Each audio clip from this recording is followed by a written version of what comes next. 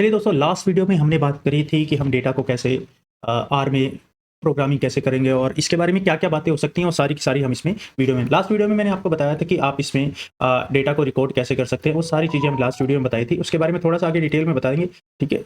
और फिर चलेंगे इसके बारे में कैसे how to understand the R in R studio. हम जो वर्ज़न के साथ काम कर रहे हैं, इस वीडियो में हम आर के 4.3 वर्ज़न के साथ काम कर रहे हैं और आर स्टूडियो के साथ इसमें वर्क कर रहे हैं, जिसके अंदर हम यूज़ करेंगे कि आपको आर के अंदर क्या बेसिक अंडरस्टैंडिंग क्या होनी चाहिए और कैसे आपको आर के अंदर प्रोग्रामिंग करनी चाहिए। ये जो आपको विंडो नज़र आ रही है, ये आपकी प्रोग्रामिंग विंडो है, जहाँ पे आपने सारा का सारा कोड लिखना है। यहाँ पे आपका ये टर्मिनल है, जहाँ पे कंपाइलेशन का कोड आपका सारा का सारा कंपाइलेशन का कोड यहाँ पर आपको नज़र आएगा। यहाँ पे आपके ग्लोबल वेरिएबल्स हैं और ये जो पोर्शन है, यहाँ पे आपकी लाइब्रेरी से 3 फाइल्स, जो आपकी करंट डायरेक्टरी होगी, वो सारी की सारी फाइल्स यहाँ पर नज़र आएँगी। प्लॉट्स, जो आपके प्लॉट्स होंगे, वो सारे के सारे इसमें आपके नज़र आएँगे। जो पैकेज होंगे, वो पैकेज सारे के सारे यहाँ पर पैकेज जो आपने इंस्टॉल करे हैं या इंस्टॉल करने हैं फ्यूचर में कभी भी, तो अब सारे के सारे आपके यहाँ पर आ जाएँगे। अगर कोई हेल्प चाहिए किसी के टॉपिक के बारे में या आर के बारे में, ये सारे के सारे डिस्क्रिप्शन आपको यहाँ पर मिल जाएंगे। अगर व्यूअर देखना हो तो व्यू भी यहाँ पे कर सकते हैं। यहाँ पे व्यू का ऑप्शन है नहीं, कारण ये है कि इसमें ये मैं एनाकोंडा के थ्रू चला रहा हूँ आर, तो इसमें व्यू का ऑप्शन है नहीं, तो आपको इसमें थोड़ा सा इशू हो सकता है। तो चलिए हम बात करते हैं कि हमारे पास वेरिएबल कैसे डिक्लेयर करेंगे। ये 2 वेरिएबल्स हैं जो मैंने आपको वेरिएबल असाइनमेंट के लिए, जैसे हम पाइथन आर में या पाइथन या किसी और लैंग्वेज में इक्वल टू यूज़ करते हैं, जहाँ पर हम एरो यूज़ करते हैं जो कि असाइनमेंट ऑपरेटर का काम करता है। अब इसमें हम 2 वैल्यूज़ को सम किया है, ये देखिए a प्लस b को हमने सम किया है। जैसे ही मैं इसे नेक्स्ट करूँगा, रन करने के लिए आपको यहाँ रन कमांड है, जहाँ से आप कंट्रोल प्लस एल्टर भी दबा सकते हैं और आप यहाँ से रन का बटन भी दबा सकते हैं। जैसे ही करेंगे तो आपके पास यहाँ पर असाइनमेंट आ गई, पहला वेरिएबल रन हो गया। फिर आप जैसे ही क्लिक करेंगे दूसरा वेरिएबल रन हो गया, तीसरा, चौथा, और आप मैंने सम किया, डिफरेंस किया, फिर मैंने प्रोडक्ट किया और फिर मैंने डिवीजन किया। अब मैं इनका आउटपुट देखना चाहूँगा, तो यहाँ पर आपको सम ए भी लिखूँगा, तो आपके पास देखिए क्या आउटपुट आ गया है आपके पास 15। अगर आप इसको प्रिंट स्टेटमेंट के साथ लिखना चाहेंगे, प्रिंट सम अंडरस्कोर, तो ये आपके पास आउटपुट प्रिंट भी कर देगा। सॉरी,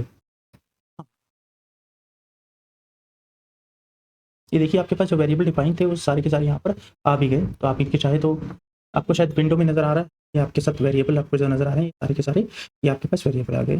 ठीक है, आप इनको क्लिक करके आप इनको, ठीक है, जैसे ही मैं आपको इसको रन करूँगा प्रिंट, ये आपके पास प्रिंट सम इज 15, तो आपके पास इसी तरह ये रन करता हुआ आ जाएगा।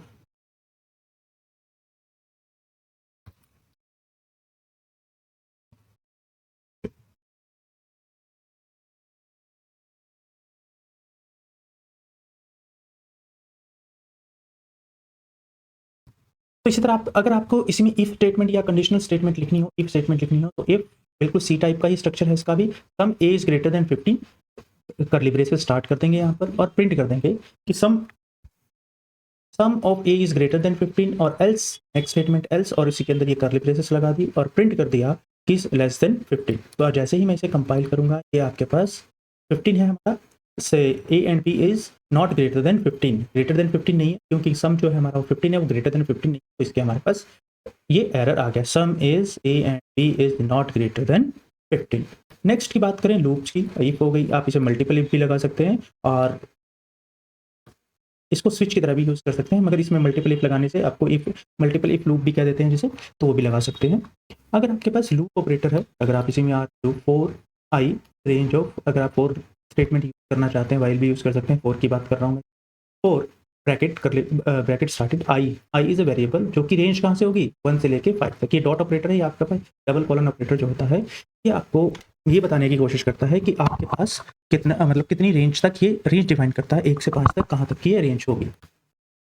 उसके बाद इसको हमने पेस्ट किया और इटरेशन को हमने 5 तक चला दिया और इसको करली ब्रेसेस को एंड कर दिया। ये बिल्कुल C++ वाला ये देखिए, इटरेशन 1 2 3 4 5 6 के हमने लगाया है।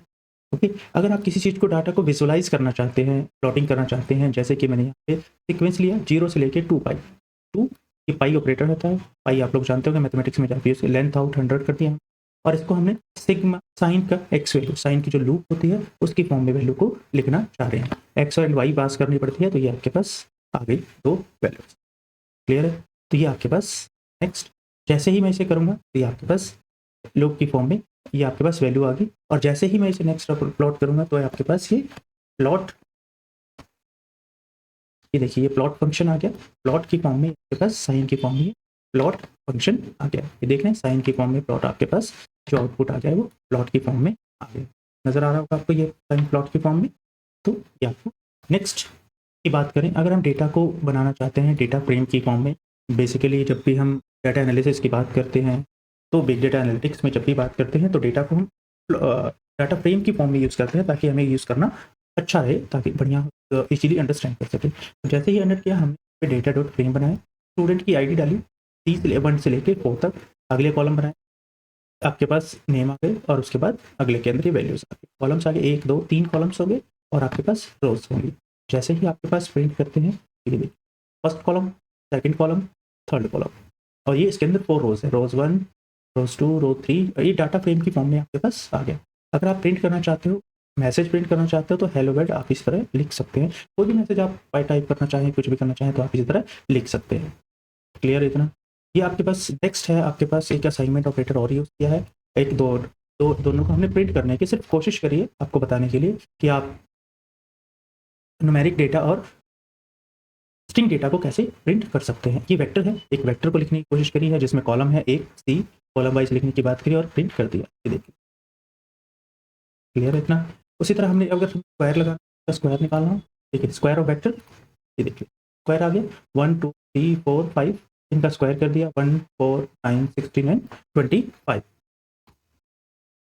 ये एक और लिखने की कोशिश की गई है, जो दी गई है, सॉरी लिखने की वैल्यू की गई है, एक कोशिश की गई है एक और आपको ताकि दिखाया जा सके। देखिए अगर x इज ग्रेटर देन 5, क्यों x की वैल्यू 10 थी, अगर x 10 यहाँ पर आ गया, यहाँ पर 10 आ गया, 10 इज ग्रेटर देन 5 हो गया तो हमारे पास फर्स्ट कंडीशन आ गई और सेकंड कंडीशन हमारे पास रिमूव हो गई। इसी तरह 4 अगर कोई और लूप लिखना चाहें तो 4 की फॉर्म में ये लिखना चाहें तो ये आपके पास 4 की लूप में, वाइल की फॉर्म में भी लिखते हैं तो while i is greater than i equal to 1, i 1 से स्टार्ट होगा, वाइल लूप चलाई 1 से लेकर जब तक कब तक लेस देन 5 है तब तक ये चलेगा और एक एक बारी हर बारी प्रिंट कर देंगे। उसके बाद हमने इंक्रीमेंट ऑपरेटर लगाकर इंक्रीमेंट कर दी। क्लियर इतना? देखिए 1 2 3 4 5। अगर आप इसमें कोई फंक्शन डिफाइन करना चाहते हो तो जस्ट ऐड मेंबर, हमने फंक्शन का नेम डिफाइन किया, असाइनमेंट ऑपरेटर से असाइन किया, फंक्शन इसके अंदर कीवर्ड है, इसके अंदर 2 वैल्यू पास की a और b, जिसे वैल्यू पासिंग क्या देते हैं, आर्गुमेंट क्या देते हैं, और इस ब्रैकेट के कर्ली ब्रेसेस के अंदर हमने इसको लिख दिया। हमने क्या किया, रिटर्न क्या करेगा, छोटा सा फंक्शन है सम a प्लस b, आप इसको बड़ा करना चाहें तो बड़ा भी कर सकते हैं मगर मैंने अभी छोटा ही लिखा।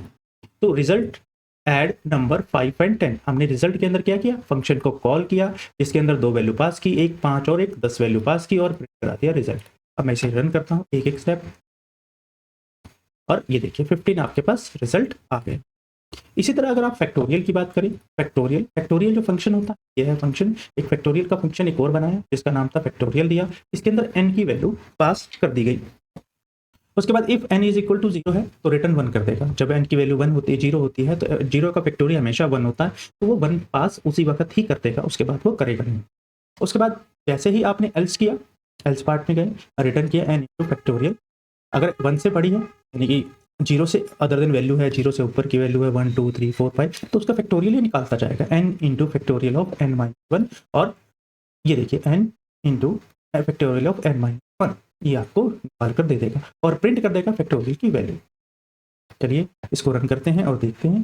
देखिए ये आपके पास 5 का फैक्टोरियल हमेशा 120 होता है, 5 into multiply by 4 multiply by 3 multiply by 2, ये सारा का सारा फैक्टोरियल आपके पास 120 बनता है।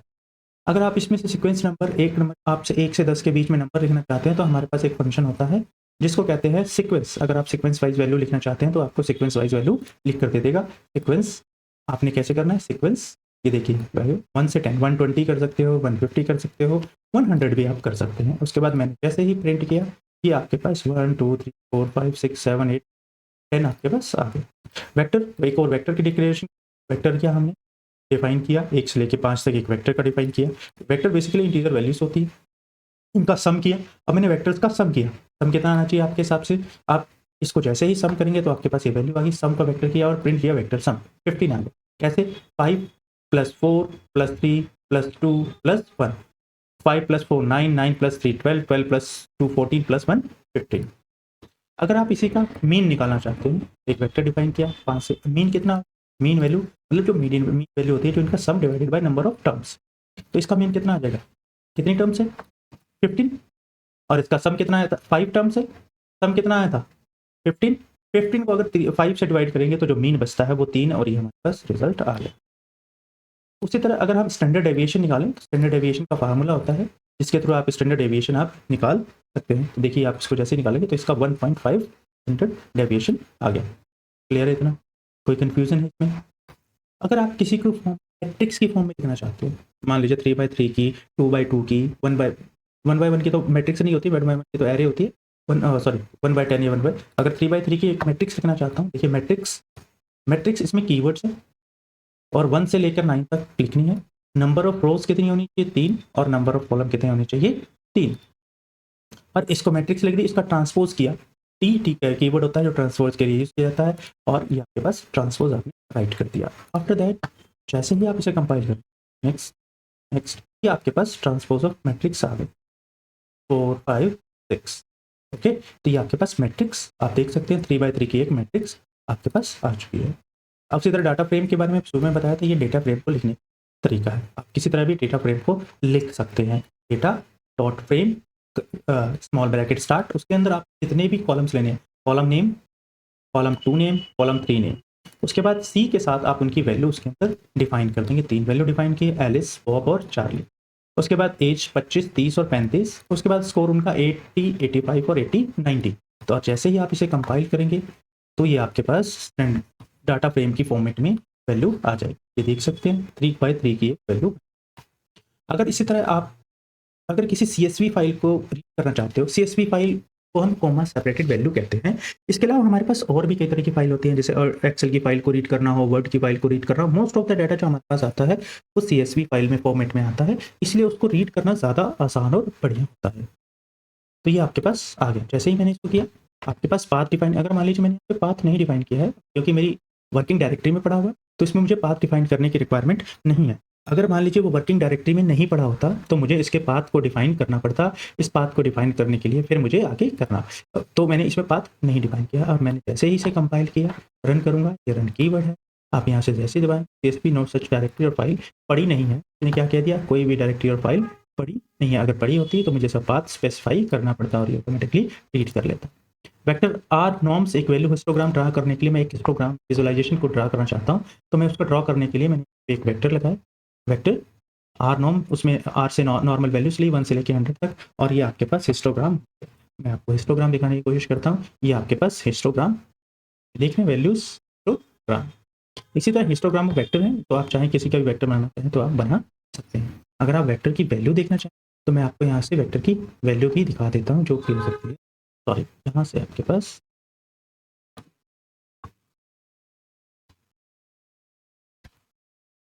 ये देखिए हिस्टोग्राम में जो वेक्टर्स की वैल्यू निकाल कर दी है, ये 100 वैल्यू निकाल के दी है, जो मैंने यहाँ पे आर नॉर्मलाइजेशन के थ्रू निकाला है। ये आपके पास डिफरेंट वैल्यूज आ गई। ये ऑटोमेटिकली सिस्टम ने जनरेट किया, ये फॉर्मूले ने जनरेट किया, जिसका नाम है आर। चलिए अब हम बात करते हैं कि हर डेट प्रेडिक्शन को कैसे प्रेडिक्ट करते हैं, उसके बारे में थोड़ा सा डिफाइन करते हैं और बात करेंगे कि आप इसको कैसे कर सकते हैं। ठीक है डियर, चलते हैं। सबसे पहले हम इसमें बात करने जा रहे हैं एक लाइब्रेरी की जिसका नाम है TD verse. TD verse basically वो लाइब्रेरी है जो कि आपकी यूज होती है, जो कि बेसिकली आपके पास पैकेज को यूज करने के लिए, हेल्प फंक्शंस को यूज करने के लिए आपके पास यूज की जाती है। इस लाइब्रेरी का आपको एडवांटेज ये होता है कि आपके पास ज़्यादातर जैसे कि अदर जितने भी पैकेज होंगे उनको आप इसमें इंपोर्ट करना चाहें तो आप इसे इंपोर्ट कर सकते हैं। अब नेक्स्ट आ जाती है TD वर्स। जैसे आपने TD वर्स ऊपर किया था लाइब्रेरी, उसको करेंगे तो इसमें काफ़ी सारे फंक्शंस होते हैं जिनका हम यूज़ करें। DS लैब एक फंक्शन होता है, DPL वायर, कैरेट। अगर इनके डिस्क्रिप्शन देखना चाहें तो आप यहाँ पर जाकर या हेल्प में जाकर, अगर मैं इनको यूज़ करता हूँ, मान लीजिए मैं यहाँ पे, अगर किसी को नहीं पता तो TD, अब जैसे ही सर्च मारेंगे तो ये आपको दिखा देगा। TD verse is set of package, एक सिंगल नहीं है, काफ़ी सारे पैकेज है, ठीक है, जो कि because share common data representation and API design, data को रिप्रेजेंट करने के लिए यूज़ किया जाता है, और बेसिकली इंस्टॉल करने के लिए आपको TD वर्स ही यूज़ करने हैं। अगर दूसरे पैकेज की बात करें हम इसमें, तो दूसरा पैकेज जो है DS लैब। DS लैब ये देख सकते हैं आपके पास DS लैब जो कि फंक्शंस हैं, आप इसमें यूज़ कर सकते हो। आप क्या यूज़ करना चाहते हो तो आप उसी हिसाब से आप इसके अंदर DS लैब को यूज़ कर सकते हैं।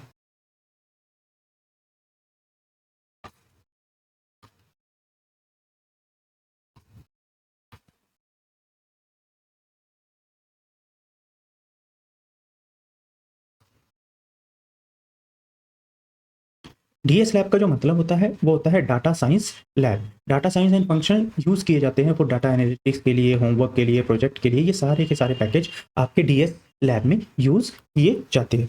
DPLYR जो पैकेज है, इस पैकेज का हम बेसिकली यूज़ करते हैं प्रोग्रामिंग स्ट्रक्चर ऑफ डेटा को मैनिपुलेशन के लिए। आप कह सकते हो कि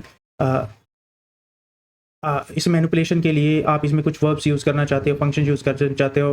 बेसिकली डाटा मैनिपुलेशन के लिए जो पैकेज यूज़ किया जाता है उसका नाम होता है, उसको कहते हैं हम DPLYR। इसके बाद जो नेक्स्ट पैकेज होता है वो होता है कैरेट। कैरेट का जो पैकेज होता है, ये short for classification and E regression training के लिए यूज़ करता है। ये कंटेन करता है फंक्शन जो स्ट्रीमलाइनिंग, मॉडल ट्रेनिंग प्रोसेस को फॉर कॉम्प्लेक्स रिग्रेशन वगैरह को आपको प्रोसेस करने के लिए यूज़ किए जाते हैं। ये ट्रेनिंग प्रोसेस को कॉम्प्लेक्स रिग्रेशन और क्लासिफिकेशन प्रॉब्लम को ट्रेनिंग के लिए यूज़ किया जाता है, जिसका नाम है आपके पास कैरेट। अब लुब्रीडेट जो पैकेज होता है, अगर लुब्रीडेट की पैकेज की बात करें, जो लुब्रीडेट की बात कर रहे हैं, ये डेट फंक्शन के लिए होता है, चाहे वो मंथ हो, चाहे आपके पास ईयर हो या कोई भी फॉर्मेट हो, ये मंथ डेट के लिए आपके पास यूज़ किया जाता है। टीडी टेक्स्ट बेसिकली टेक्स्ट के प्रोसेसिंग डाटा के टेक्स्ट के लिए यूज़ किया जाता है, चाहे वो एम्बेडेड करना हो, चाहे वर्ड करना हो, चाहे वर्ड टू वेक्टर कन्वर्ट करना हो, चाहे आपके पास इसमें सेंटीमेंट निकालना हो, तो हम टीडी टेक्स्ट पैकेज यूज़ किया जाता है। ये आर कलर प्रीवेयर जो होता है, ये बेसिकली कलर फॉर्मेट के लिए यूज़ किया जाता है।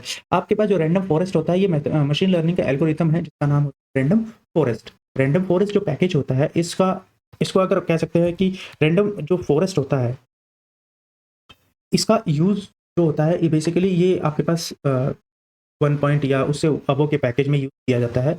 तो आप इसको किसी भी फॉर्म में यूज़ कर सकते हो, प्रेडिक्शंस के लिए, या आपको इसके अंदर डेटा को डिस्क्रिप्शन देनी पड़ेगी, डेटा को करना पड़ता है। फिर इसको डेटा को हम 2 पार्ट्स में डिवाइड करते हैं, चाहे वो ट्रेनिंग सेट में हो, टेस्टिंग सेट्स में हो। फिर हम इसको ऑप्टिमाइज़ करते हैं वैल्यू को रैंडम वेरिएबल के हिसाब से। फिर हम रैंडम फॉरेस्ट को यूज़ करते हैं। डेटा बेसिकली ये डेटा को डिवाइड करता है in the form of forest. Forest in the tree का स्ट्रक्चर टाइप का होता है, जिसको हम यूज़ करते हैं। नेक्स्ट जो पैकेज है, उसका नाम है आपके पास,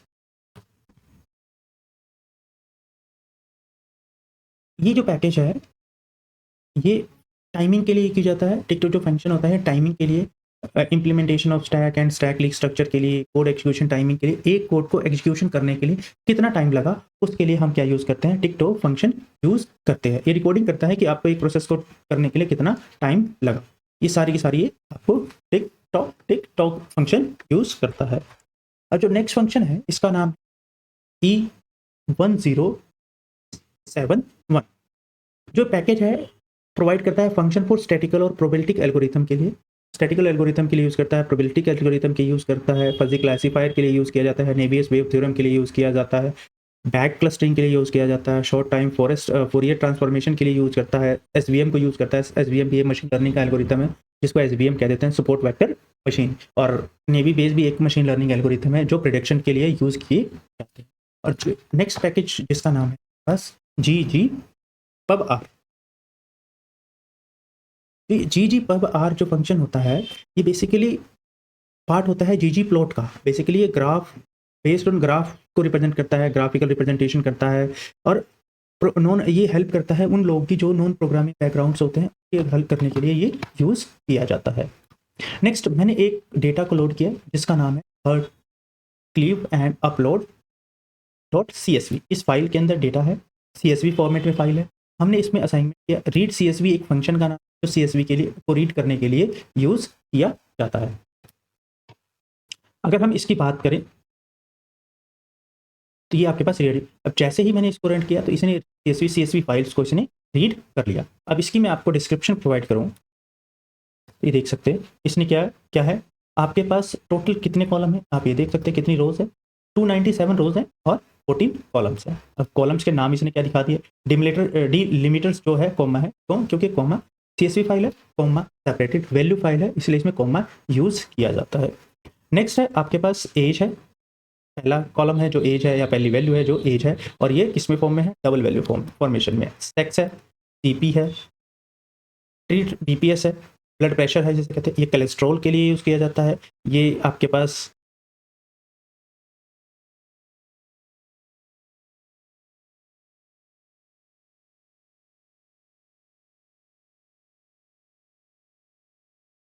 इसी ये रेस्टिंग आपके पास कोलेस्ट्रॉल होता है, ये नेक्स्ट वेरिएबल है जिसमें एक्सचेंज की वेरिएबल है, ये ओल्ड पीक वैल्यू जो आती है, आपके पास स्लोप है, सीए है, और कंडीशंस हैं आपके पास, ये देखिए कंडीशन है, थाल वेरिएबल है। तो ये बेसिकली इनको आपको ज़्यादा अंडरस्टैंड करने की जरूरत नहीं है, मगर आपको थोड़ा-थोड़ा इनके बारे में पता होना चाहिए, ताकि जब आपको पता होगा तभी आप डेटा को अंडरस्टैंड कर पाएँगे, अदरवाइज़ आप इस डेटा को अंडरस्टैंड नहीं कर पाएँगे।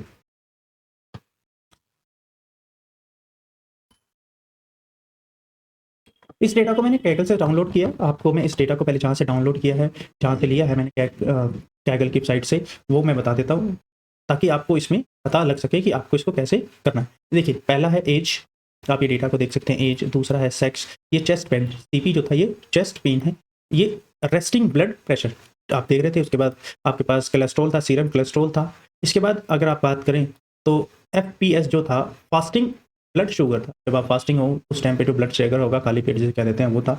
उसके बाद रेस्टिंग के लिए हमारे पास रेस्टिंग टाइम में इलेक्ट्रोकार्डियोग्राफी का जो डेटा था वो था। मैक्सिमम हार्ट रेट अचीव हुआ जो नेथाल एच था उसके अंदर। इसके बाद हमने क्या काम किया, इसके बाद हमने एक्सरसाइज के टाइम पे, ये देख सकते हैं, एक्सरसाइज के टाइम पे कितना एनर्जिया था उसके बारे में पता किया हमने। 1 के लिए येस है, 0 के लिए नो।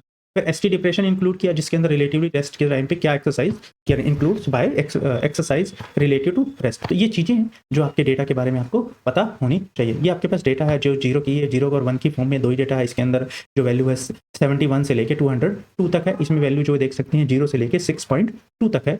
अगर हम नीचे की बात करें, आगे चलें, अगर अगली वैल्यू की बात करें तो हम इसमें देख सकते हैं कि जो हमारे पास वैल्यू थी, ये देख सकते हैं रेस्टिंग पॉइंट में जो जिसमें था 0 normal, 1 having stay and T wave अब नॉर्मली, तो 0 और 2 के बीच में वैल्यू लाई करी। इसमें भी जो आपका शुगर था वो अगर ग्रेटर देन 120 है तो ट्रू, अदरवाइज फॉल्स। ये आपके पास 2 वैल्यूज आ गई। इसी तरह नेक्स्ट वैल्यू की बात करें तो ये देख सकते हैं कि आपके पास एज की है 29 से लेके 77 तक। मेल के लिए आपके पास 1 है और फीमेल के लिए आपके पास 0 है। तो ये मेल और फीमेल के बीच में जो डिफरेंस है वो ज़्यादा है, तो ये आपका डाटा नॉर्मलाइज नहीं है।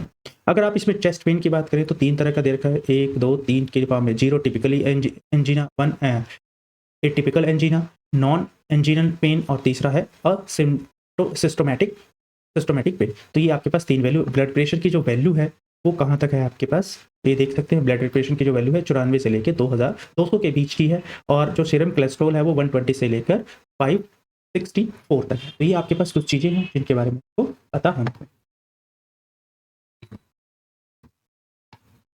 तो नेक्स्ट वैल्यू की बात करते हैं।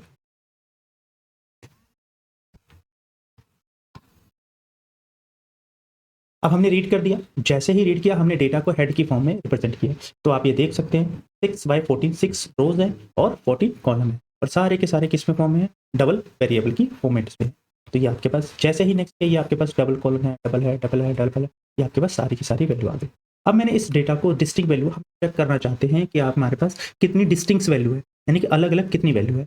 सबसे पहले मैंने ये जो आपका पाइपलाइनिंग ऑपरेटर कहते हैं इसे, इसमें एक फंक्शन की इनपुट दूसरे फंक्शन, एक फंक्शन की आउटपुट दूसरे फंक्शन की इनपुट के लिए यूज किया जाता है, तो इसे पाइपलाइनिंग फंक्शन कहते हैं। हमने क्या किया, समराइज किया। क्या किया, नंबर ऑफ एज जो थी, कितनी डिस्टिंक्ट एज है, एज की जितनी डिस्टिंक्ट वैल्यू है, डिफरेंट वैल्यू है, वो शो करेगा। सेक्स के अंदर कितनी वैल्यू होगी, 2 होंगी, क्योंकि यहाँ पे 0 और 1 की फॉर्म में वैल्यू थी, तो आपके पास सेक्स 0 और 1 की फॉर्म में। एनसीपी कोलेस्ट्रॉल जो था वो आपके पास डिफरेंट वैल्यूज के अंदर आएगा। अब पहले मैं इसको बता देता हूँ, कंपाइल कर देता हूँ, फिर मैं आपको दिखा देता हूँ। ये देखिए कितनी डिफरेंट एज वैल्यू है, 41। सेक्स कितने हैं हमारे पास 2। सीपी कोलेस्ट्रॉल जो था हमारे पास 4 है। जो रेस्ट टाइम पे जो ब्लड प्रेशर था वो हमारे पास 50 डिफरेंट वैल्यूज आ रही है। कोलेस्ट्रॉल की वैल्यू है वो 152 तक आ रही है। एफपीएस की वैल्यू, जो क्योंकि 2 ही वैल्यूज थी इसमें, रेस्टिंग चेंज में 3 वैल्यू थी, 0, 1, 2 और 3 थी। ये एचए का जो था पेन 91 वैल्यूज है।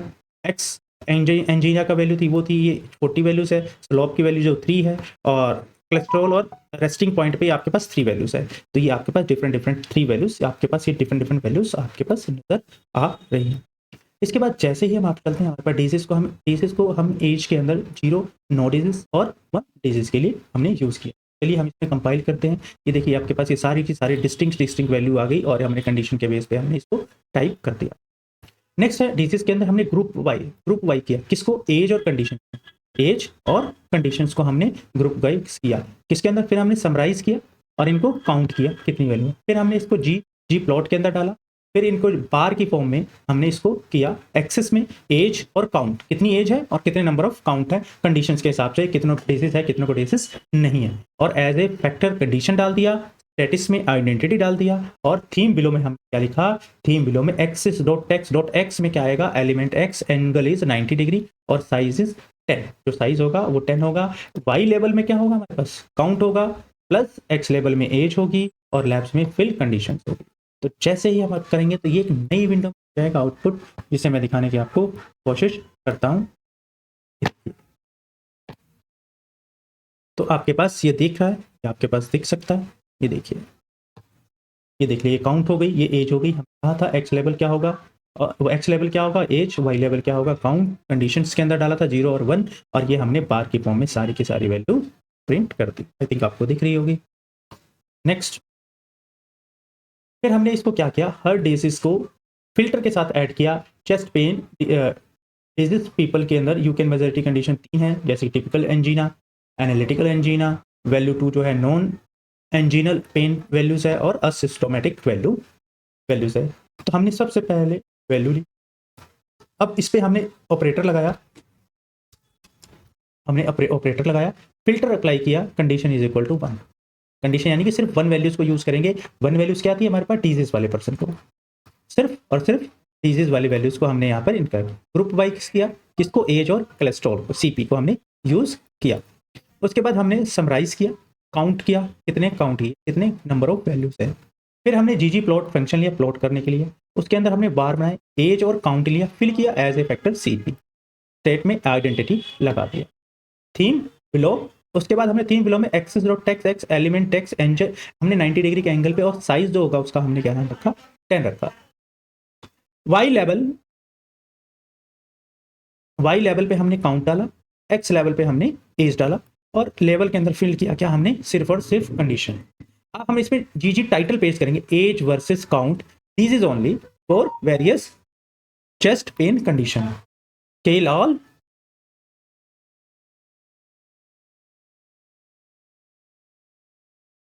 हमने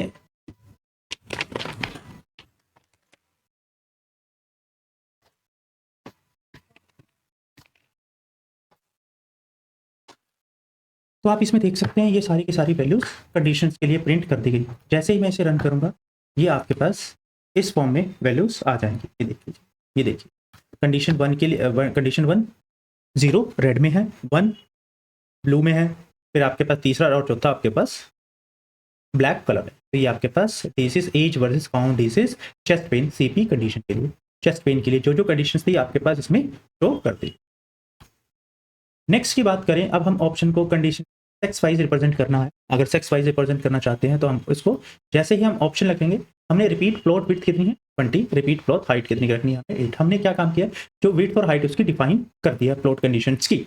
अब इसमें गए हमने जी बैलून प्लॉट, बैलून प्लॉट का मतलब है बैलून की फॉर्म में, in the form of circle आपको प्रिंट करके देगा। एक्स के अंदर हमने एज डाल दिया, वाई के अंदर हमने सेक्स डाल दिया, दो वैल्यू डाली एज और सेक्स। साइज रखा हमने, ये आपके पास साइज आ गया। साइज और रेंज कहाँ तो होनी, 5 से लेके 30 के बीच में। कंडीशन फिल कंडीशन क्या आएगी, कंडीशन आएगी फिल में क्या आएगा हमारे पास कंडीशन, जो 0 और 1 में किसी को कोलेस्ट्रॉल है या हार्ट डिजीज है या नहीं है। लेवल की जैसे ही करेंगे हमने, ये लेवल को show level dot G themes, theme W that plus scale fill viridis C, option is equal to C डाला। उसके बाद हमने जैसे थीम में प्रिंट किया, तो theme dot text dot x के अंदर हमने डाल दिया, उसकी वैल्यू क्या रखी, हमने रोटेट कर दिया 90 के अंदर, और साइज हमने क्या दिया 10 दिया। हमने टाइटल क्या दिया, एज वर्सेस सेक्स में, और लेबल्स क्या दिए, फिल कंडीशंस में डाल दिया। फिर हमने ऑप्शंस में गए, उसकी विड्थ कितनी रखी हमने 20, और उसकी हाइट कितनी रखी 8। तो जैसे ही आप इसे कंपाइल करते हैं तो ये आपके पास इस फॉर्म में आ जाता है, जो कि आपके पास ये रहे। ये देखिए, इसकी वैल्यू 200 की रेंज में होगी, या 300 की रेंज में होगी, या 400 की, 500। तो आपको बैलून प्लॉट करना है तो आप इस फॉर्म में बैलून प्लॉट भी कर सकते हैं। ये आपके पास ये वैल्यू देखिए 0, 25, 50 एंड 75 और 1 कंडीशंस के लिए। क्लियर है डियर, ये कोलेस्ट्रॉल के लिए। अब condition sex wise balloon, okay dear. अब हमने कोलेस्ट्रॉल के लिए भी इसी तरह करा। अब पहले तो हमने एज और सेक्स के लिए किया था, अब हमने एज और यहाँ पे सेक्स थे, अब हमारे पास एज और सीपी आ गई, कंडीशन सेक्स वाइज हमने किया। तो जैसे ही मैं इसको भी बिल्कुल सेम कोड है, आप जैसे ही रन करेंगे तो ये देखिए, ये कोलेस्ट्रॉल चेस्ट पेन के लिए आपके पास आ गया। ये चेस्ट पेन के लिए CP4 चेस्ट पेन के लिए यूज़ किया जाता है। ये आपके पास चेस्ट पेन आ चुका है। ये आपके पास चेस्ट पेन के लिए अलग अलग वैल्यू आ चुकी है, देख सकते हैं।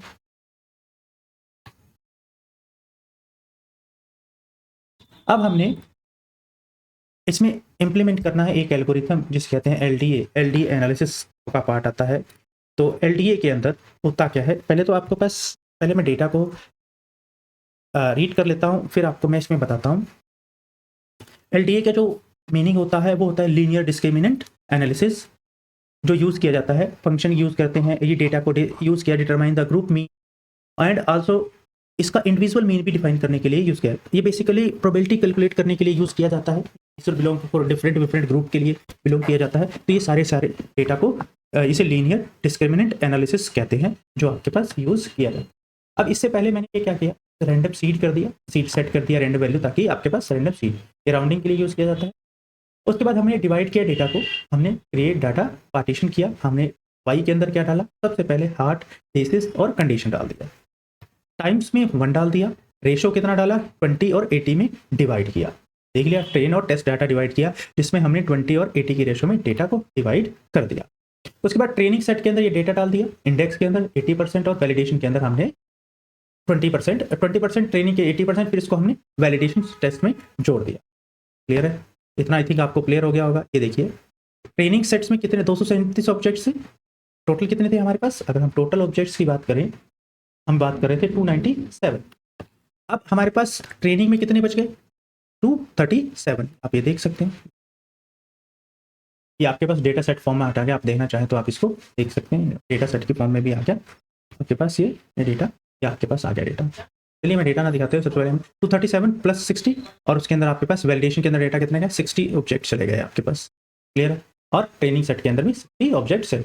अब ट्रेन डॉट कंडीशन के अंदर हमने as a factor train dot condition को हमने वेरिएबल टू फैक्टर हमने डिपेंडेंट वेरिएबल टू फैक्टर में कन्वर्ट की, और वैलिडेशन में भी यही हमने किया, फैक्टर कन्वर्टिंग डिपेंडेंट जो वेरिएबल था उसको टू फैक्टर वेरिएबल में कन्वर्ट कर दिया। जैसे ही आप इसे कंपाइल करेंगे और वैलिडेशन कंडीशन को लगाएंगे तो आपके पास ये आ जाएगी। और इसके बाद हमने LDA किया, लीनियर डिस्क्रिमिनेंट एनालिसिस।